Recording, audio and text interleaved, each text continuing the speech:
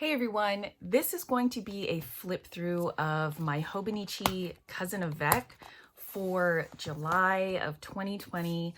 I started this in June actually, so I am going to start today with the last couple of days in June. I think that's where I left off. I'll put the previous video below where I showed the setup of this and the flip through of June that I had so far.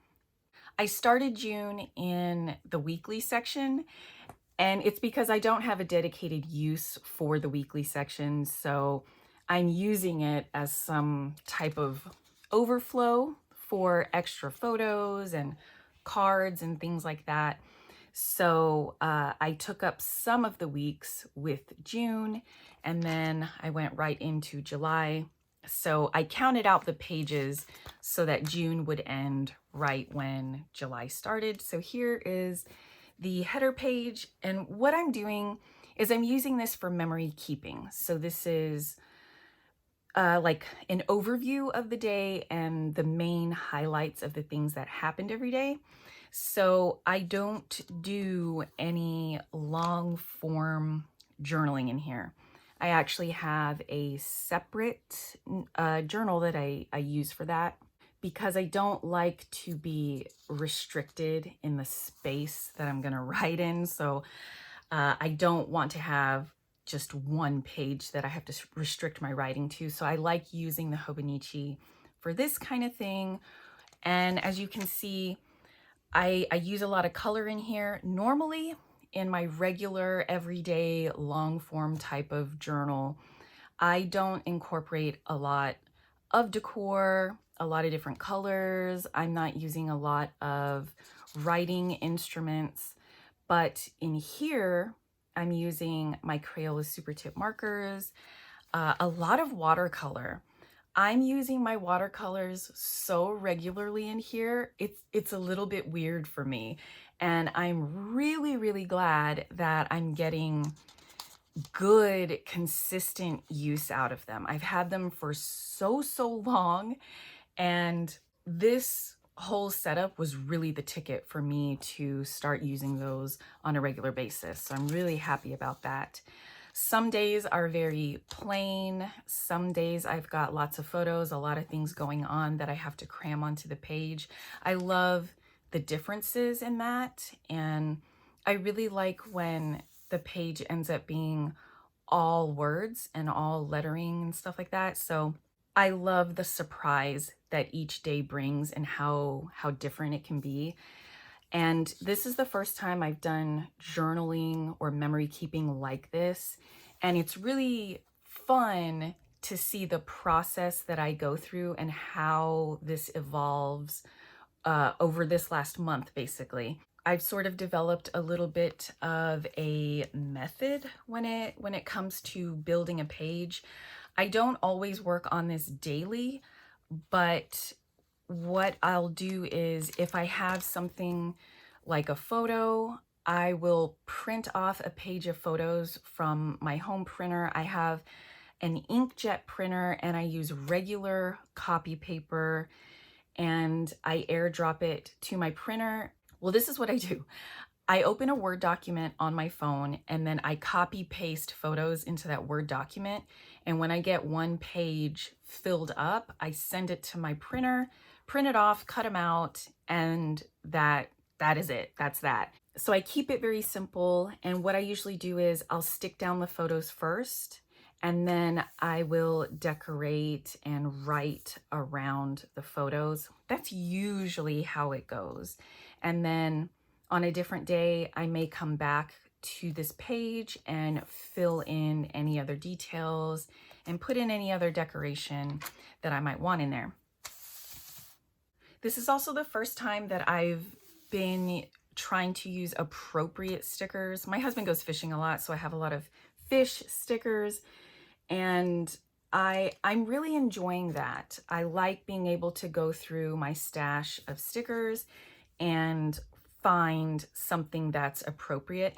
I can't do that in my everyday journaling because I don't like to be restricted while I'm writing. I want to just free flow and it's sort of a brain dump. It's sort of everything. And if I have to pause and figure out how I want to coordinate the decor with what I happen to be writing about on that page, it's too much of a distraction and it interrupts my flow when I'm writing. So it's not important to me in that type of journaling, but in here it's important to me, and it's easier for me to be able to find appropriate stickers and use them as decor. So I've really been enjoying that. I enjoy having a proper outlet to do that. Every day is a little bit different, and I really enjoy having a place where I consistently practice lettering. I found these are some brush pens. I'm trying to play with some more different type of brush pens to find out if there is a brush pen that exists that I can letter with efficiently, that I like lettering with. So that's a fun process. I should probably end up getting like a lot of different types of brush pens and just experimenting with them all. I don't have a lot of experience at this point with all the different types that are available out there. So if I was patient enough and I experimented enough, I'm pretty sure I could find ones that worked for me. But right now, what I'm mostly gravitating towards are my water brushes for my watercolors, and then my Crayola Super Tips, of course. They're kind of a ride or die item for me. But I am so enjoying using watercolors, and I pretty exclusively have shimmers. And for lettering, I find that's my preference. I just love having shimmery, sparkly, almost foiled type of lettering in my memory keeping. So I actually did this spread in a journal with me. I'll link that below as well. But I mean, mostly I feel like these are pretty simple. I did mention I don't really work on this daily, but I don't want to get so far behind that I'm catching up an entire week or more. And I did end up getting like, I don't know, like about a week behind. And that wasn't fun. And it actually kind of made me think that I needed to rethink doing something like this. And I actually got to the point where I thought I might just need an undated, like plain notebook, and then I would document whenever I had photos to document, and then I wouldn't have pressure to have a day like these all have photos. But let's see if I can find, so like a day like this where it's pretty much all lettering. I didn't have a photo to document for this day, and I was thinking maybe I should have an undated book where I would only document the photos, and that way it wouldn't be this everyday commitment. I'm still playing around with that. I do want to finish this whole Avec book for the rest of 2020, and then make an informed decision at the end of the year. Because as we move through the different months and the holidays, I just want to see how much of a commitment this feels like, just through all of those things. And then I'll just kind of go from there. I have seen that Midori, I believe this October of 2020, is going to release a new notebook. Have you guys seen that? I believe it's called the Codex. And it is absolutely gorgeous. It's obviously full of Midori paper, but it has 365 pages, and it has an exposed spine, and it just looks so gorgeous.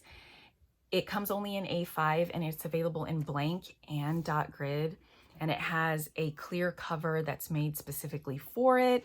It's kind of influencing me to want to use that for 2021 instead. I don't know. I obviously have a lot of time to think through everything, thank goodness. So we'll see what happens. But I really love how this spread turned out, but obviously there's no photos here, so these could have been days that I skipped, and I don't know if I need slack like that. So we will see. Like this day, this was like not a great day. Obviously, I had gotten poor sleep. I was in a bad mood and I had a stomach ache and all this stuff. But I had the space to document it, so I did. But that's something that I don't feel like I need to document. Or if I didn't document this, it's kind of, I'm not going to lose sleep over it, you know. All right, so I've gotten some orders, and this makes it really easy to fill up the pages when I get lots of ephemera from orders. That always made things really fun and quick when I had to document, and I had a lot of things to stick on. And let's see, just using a lot of the stickers that I have. I got these from Katnipp Illustrations on Etsy. I'll link her shop. But I was finding I'm not in practice to incorporate these sort of icon stickers or planner stickers.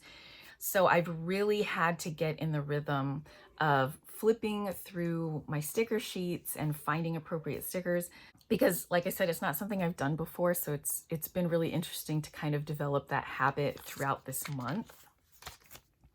And here's the last spread. I got some happy mail here. A sweet viewer wrote me a note, so I went ahead and covered all of that up. And then I got my Eureka Art Studio order.